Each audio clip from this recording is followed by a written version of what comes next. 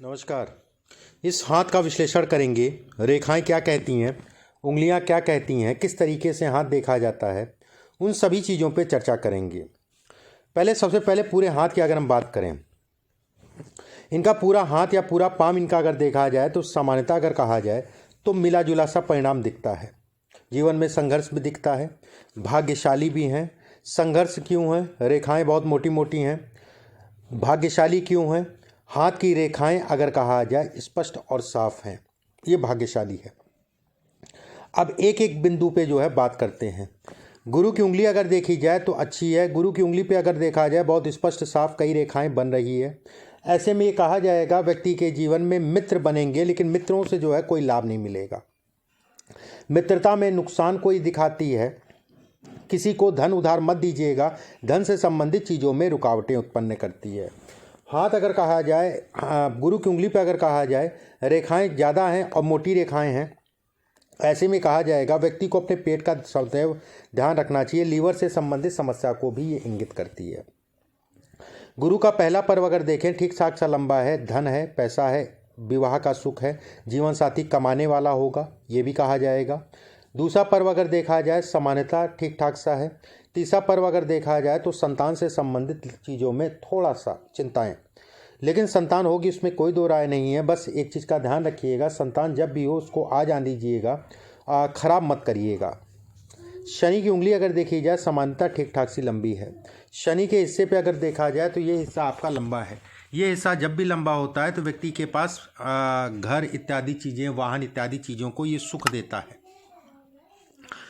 इस पर्व की अगर बात करें तो पहला पर्व अगर देखा जाए तो ये कहा जाएगा इस पे कुछ खड़ी खड़ी रेखाएं हैं। दो रेखाएं काफ़ी चौड़ी चौड़ी हो रही हैं। चौड़ी रेखाएं अगर कहा जाए तो घर परिवार में कलह, घर परिवार में तरक्की में बाधा डालती हैं चौड़ी रेखाएं। खड़ी खड़ी रेखाएं, अन्य रेखाएं अगर देखा जाए तो आपके लिए सफलता की सूचक है। इस पे अगर कहा जाए, ये दूसरा हिस्सा अगर देखा जाए तो ये कहा जाएगा ये चौड़ा है, क्रोधी स्वभाव को दिखाता है। मूड, ऐसे लोग बड़े सनकी या मूडी टाइप के ऐसे लोग होते हैं, ये इसका भी नेचर को दिखाता है।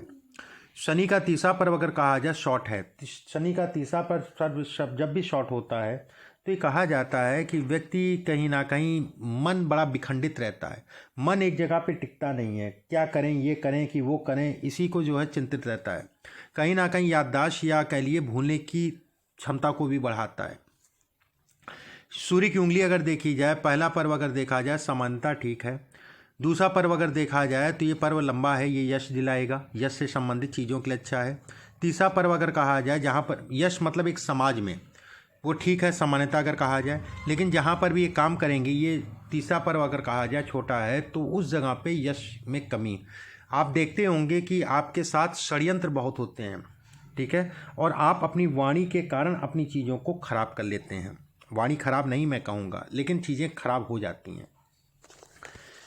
बुध की उंगली अगर देखी जाए सूर्य की उंगली के तीसरे पर्व तक जा रही है। ऐसे में कहा जाएगा धन इत्यादि चीज़ों के लिए अच्छे योग, जीवन में संतुलन को दिखाती है। इस पे अगर देखा जाए चौड़ी चौड़ी सी रेखाएं बन रही हैं, ये कहीं ना कहीं ये कहा जाएगा कि व्यक्ति पार्टनरशिप इत्यादि चीज़ों में काम धंधा ना करे तो ज़्यादा अच्छा है। बुध के क्षेत्र पे अगर देखी जाए एक चौकोर नुमा एक आकृति बन रही है। ऐसे में कहा जाएगा ये कहीं ना कहीं माता या पिता, दो में से एक लोग को कष्ट देती है और स्वास्थ्य के ऊपर धन का व्यय भी ये कराती है। दूसरा पर्व अगर देखा जाए तो ये सामान्य कहलाएगा। अब बात करते हैं आपके अंगूठे की। अंगूठा आपके हाथ में देखें तो फ्लेक्सिबल अंगूठा, पीछे की ओर मुड़ा हुआ। जीवन में अगर कहा जाए ऐसे लोग अपने आप को ढालने में, सभी माहौल में ढालने में दिक्कत आती है। ये ऐसे लोग ढल नहीं पाते हैं। ऐसे लोग अगर कहा जाए अंगूठा जब भी फ्लेक्सिबल होता है तो कहीं ना कहीं जो है जीवन में सफलता इत्यादि चीज़ों में थोड़ा सा विलंब को भी दिखाता है, लेकिन इसका मतलब ये नहीं कि सफलता नहीं मिलेगी। अंगूठे पे अगर देखा जाए एक आपकी जो है ये आकृति बन रही है, ये धन के लिए अच्छा है। नीचे से दो फाड़ बन रही है, प्रेम संबंधों, ऐसे लोग अफेयर नहीं होते जीवन काल में, अफेयर नहीं होते। अफेयर होते हैं तो साल दो साल के लिए होता है। ऐसे लोग अगर कहा जाए सदैव अपने आप को महिलाओं से दूर रख के चलना चाहिए, और कहीं ना कहीं चिंतादायक स्थितियां भी बनाता है, कहीं कोई बात हो जाए इत्यादि चीज़ों को भी ये दिखाता है। पैसे के लिए, धन के लिए, सुखों के लिए, भौतिक सुखों के लिए बेहद अच्छा कहा गया है। इस हाथ में संतान से संबंधित चीज़ों में तनाव है, संतान के सुखों में ये कमी को दिखाता है। गुरु का क्षेत्र अगर देखा जाए, सामान्य उठाए, गुरु के क्षेत्र पे अगर देखा जाए एक मछली नुमा आकृति बन रही है। मछली नुमा आकृति के कारण ये कहा जाएगा कि संतान होगी, थोड़ा सा लेट होगी। संतान से संबंधित हो, खासकर पहली संतान जो है थोड़ा सा डिस्टर्ब करेगी, उसका स्वास्थ्य को लेके पहली संतान होने में दिक्कत हो जाएगी, तो स्वास्थ्य से संबंधित समस्याओं को ये इंगित करता है। मछली का आकृति अगर कहा जाए, जीवन में सभी प्रकार के सुखों को ये दिखाती है कि व्यक्ति के पास अपना घर, गाड़ी इत्यादि चीज़ें होंगी। मछली की आकृति अगर कहा जाए तो ये कहा जाएगा कि ये कहीं ना कहीं ये भी कहा जाता है कि व्यक्ति के भाग्यशाली होगा और भाग्य के दम पे आगे बढ़ेगा।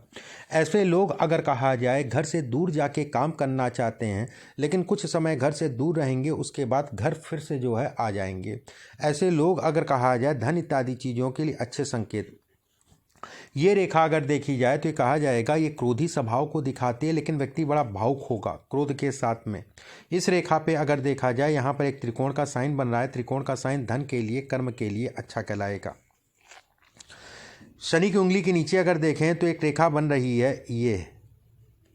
ऐसे में कहा जाएगा व्यक्ति नशे इत्यादि चीज़ों में पड़ेगा। नशे इत्यादि चीज़ों से अपने आप को दूर करके चलिएगा। ये नशे में कहीं ना कहीं याददाश्त में कमी और इससे संबंधित चीज़ें ये उत्पन्न करेगा। इस रेखा की अगर बात करें तो ये जीवन में स्थायी होने में दिक्कत देती है, लेकिन समय से हट जाएगी, बहुत परेशानी वाली बात नहीं है। स्थायित्व में कमी करती है। कुछ रेखाएं और, जैसी ये रेखा आ रही है, ये रेखा अगर देखी जाए हल्की रेखा आ रही है। ये क्रोध के कारण अपना नुकसान ये इसको दिखाती है। शनि के क्षेत्र पे अगर देखी जाए तो ये रेखा अगर कहें तो ये कहीं ना कहीं थोड़ा सा चिंतादायक चिंता को ये दिखाती है, पेट का रोगी बनाती है। इस रेखा की अगर हम बात करें तो ये धन के लिए जीवन पर्यंत दिखाती है कि व्यक्ति के पास धन आता रहेगा, उसमें कोई दो राय नहीं। सूर्य के क्षेत्र पे अगर देखा जाए, एक रेखा आपकी छोटी उंगली और बड़ी उंगली, मतलब इन दोनों के बीच में जा रही है। बीच में जाने का मतलब ये होता है कि जहाँ पर भी व्यक्ति का विवाह होगा, ससुराल का सुख नहीं मिलता है। ससुराल से पटे ना, ससुराल को लेके तनाव हो, ससुराल से मतभेद हो, ये इसको दिखाती है, ये इसको बताती है। कोई ना कोई ऐसी बीमारी भी पकड़ाती है जो लंबे समय तक व्यक्ति के चलती है, ये इसको भी इंगित करती है, ये इसको भी दिखाती है। सूर्य का क्षेत्र अगर देखा जाए सामान्य है। सूर्य के क्षेत्र पर अगर ये एक रेखा देखी जाए तो ये धन की रेखा कहलाएगी। धन व्यक्ति के जीवन में अच्छी मात्रा में होगा। इस पर अगर देखा जाए एक बॉक्स नुमा आकृति बन रही है, धन के लिए, कर्म के लिए अच्छी कहलाएगी। ये आकृति अगर कहा जाए पैसे से संबंधित चीज़ों को दिखाती है। बुध के क्षेत्र पे अगर देखी जाए तो दो चौड़ी चौड़ी सी रेखाएं हैं। ये चौड़ी होना अगर कहें तो अच्छा भी है, खराब भी है। ऐसे लोगों का मूड स्विंग बहुत होता है, दिमाग स्थिर नहीं रहता एक जगह पे। ऐसे लोग व्यवसाय भी करते हैं नौकरी के साथ में, ठीक है। ये व्यवसाय से संबंधित चीज़ों को भी दिखाती है, लेकिन रेखा चौड़ी हो रही है तो ऐसे में कहा जाएगा कि व्यक्ति को बहुत ज़्यादा किसी पे ऊपर डिपेंड या पार्टनरशिप इत्यादि चीज़ों में काम नहीं करना चाहिए। अब बात करते हैं जीवन रेखा की। जीवन रेखा अगर देखा जाए सामान्यतः ठीक ठाक सी गोल है। खासकर अगर कहा जाए 48 वर्ष की आयु के बाद पूरी तरीके से जीवन, कहते नहीं है कि जवानी संघर्ष की, बचपना संघर्ष का, बुढ़ापा अच्छा। मतलब ये नहीं कि अभी आप धन नहीं कमाएंगे, पैसा नहीं कमाएंगे, लेकिन उतार चढ़ाव वाला जीवन रहेगा। धन आएगा, पैसा आएगा, गाड़ी बनेगी, घोड़ा होगा, घर बनेगा, वो सारी चीज़ें हैं। इस हाथ में अगर देखा जाए ये रेखाएं स्वास्थ्य, अंदरूनी स्वास्थ्य, हालांकि हाथ अगर कहा जाए सामान्यतः ठीक ठाक सा है। ऐसे में कहा जाएगा व्यक्ति के अंदर ऊर्जा है, व्यक्ति काम करने की चाहत है, व्यक्ति काम करना चाहता है। लेकिन ये रेखाएं अगर कहा जाए ये कार्य से संबंधित चीज़ों में तनाव देती है। ये रेखा अगर कहा जाए माता या पिता, दो में से एक लोग के स्वास्थ्य समय समय पर खराब होता ही होगा।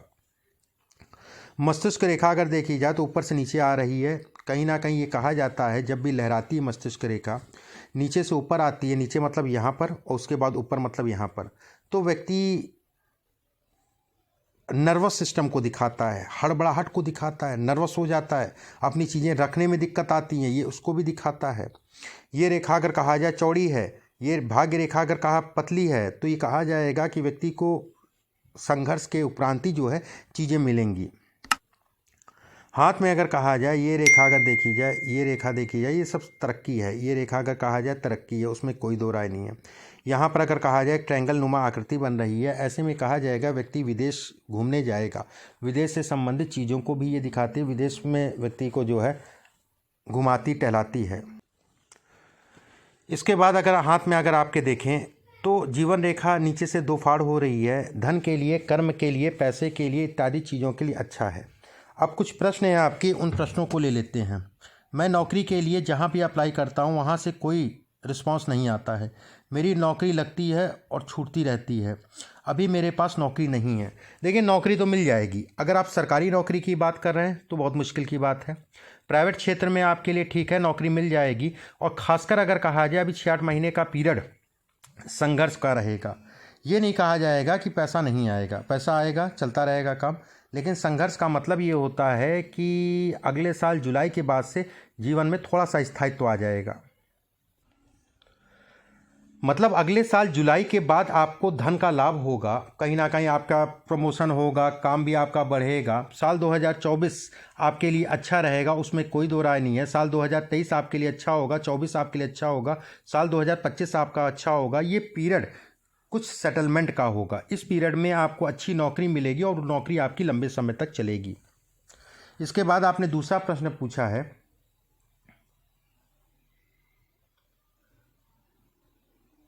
क्या मैं बिजनेस के क्षेत्र में हाथ आजमा सकता हूँ? देखिए, बिजनेस ना अभी ना करिए, आप नौकरी ही करिए। बिजनेस इत्यादि चीज़ें अगर देखा जाए तो अभी उचित नहीं है। बिजनेस के लिए अगर कहें तो साल 2027 के बाद करेंगे तो ज़्यादा अच्छा है। इसके बाद आपने पूछा है कि मेरे घर में सभी लोग परेशान और बीमार रहते हैं, सारा पैसा। देखिए, वो तो मैंने आपको बताया, उससे संबंधित कुछ उपाय मैं बता दूंगा, उसको कर लीजिएगा। वो सभी पे ही आपके जो है फ़ायदा करेंगे। मेरे प्रत्येक कार्यों में रुकावट आती हैं, जिससे कि मेरा कोई, रुकावटों का मतलब ही यही होता है, ये रुकावटें हैं, ये रुकावटें हैं, रेखा चौड़ी हो रही है, ये रुकावटें हैं। चीज़ें देर से मिलना, संघर्ष के बाद मिलना, ये इसको दिखाती है। मेरी शादी कब और कहाँ होगी? यदि हो सके तो लड़की का अक्षर बताएं। देखिए, शादी अगर देखा जाए पूरब दिशा में आपकी शादी होगी। दूसरी चीज़ अगर कहा जाए इस हाथ में अगर कहें, जो भी जीवन साथी अच्छा होगा, कहीं ना कहीं जीवन साथी के आने के बाद व्यक्ति का भाग्योदय होगा और जीवन साथी कमाने वाला होगा, जीवन साथी पैसा कमाने वाला होगा। मान लीजिए पैसा कमाने वाला नहीं भी होता है तो भी मैं ये कहूँगा कि आपका भाग्योदय आपकी शादी के उपरांत होगा। अगले साल आपकी शादी होगी, उसमें कोई दो राय नहीं है। इसके अगले साल लास्ट में या फिर 2023 की शुरुआत में आपका विवाह हो जाएगा। इसके बाद आपने पूछा है मेरे पास भविष्य में पैसा रहेगा जिससे मैं भविष्य में अपना घर गाड़ी। बिल्कुल पैसा रहेगा, उसमें कोई दो राय नहीं है। जीवन रेखा गोल है, हृदय रेखा अगर कहा है सामान्य है, मस्तिष्क रेखा सामान्य है। अभी ये तनाव का समय है। अभी अगर कहा जाए ये सब जो है तनाव है, ये सब तनाव है, अभी का समय खराब है। इसके बाद आपने पूछा मैं अपना घर और गाड़ी खरीद पाऊंगा? ये ठीक है। मेरे बड़े भाई, देखिए बड़े भाई का देखना पड़ेगा, उसके लिए उनकी शादी की रुकावटें क्यों आ रही हैं। मेरे घर में आर्थिक दिक्कतें ज़्यादा है, कृपया करके कुछ उपाय बताएं। बिल्कुल, मैं व्हाट्सएप पे आपके उपाय भिजवाऊंगा। मेरी शादी नौकरी वाली लड़की से होगी या घरेलू लड़की से होगी? मैंने आपको बताया, हाथ में शुक्र अगर कहा जाए, रेखा अगर कहा जाए अच्छी है। अंगूठे पे अगर कहा जाए ये एक रेखा बन रही है। इसके बाद अगर कहा जाए सूर्य की रेखा अच्छी है, अंगूठा फ्लेक्सिबल है। तो ऐसे में ये कहा जाता है कि जातक का विवाह जहाँ पर भी होगा, लड़की कमाने वाली होगी। मान लीजिए कमाने वाली नहीं, 1% मान लीजिए कमाने वाली नहीं होती है, तो उसके आने के बाद व्यक्ति के जीवन में तरक्की होना तय है। हाथ अच्छा है, उसमें कोई दो राय नहीं। कुछ उपाय मैं भेजूंगा, उनको करके चलिएगा।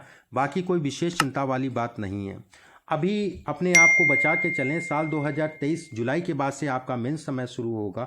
मैं ऐसा नहीं कहूँगा कि अभी आपके लिए ख़राब है, मैं ये कहूँगा कि अभी बहुत अच्छा नहीं है। अगले साल जुलाई के बाद, उसके बाद 2.5 सालों का पीरियड रहेगा आराम से तरक्की करने का। इसमें अगर कहा जाए उसके बाद कोई ऐसी मुझे रेखा नहीं दिखाई दे रही बहुत परेशान करने वाली। इस चीज़ के लिए आप निश्चिंत रहिए। अभी के लिए बस इतना ही। नमस्कार।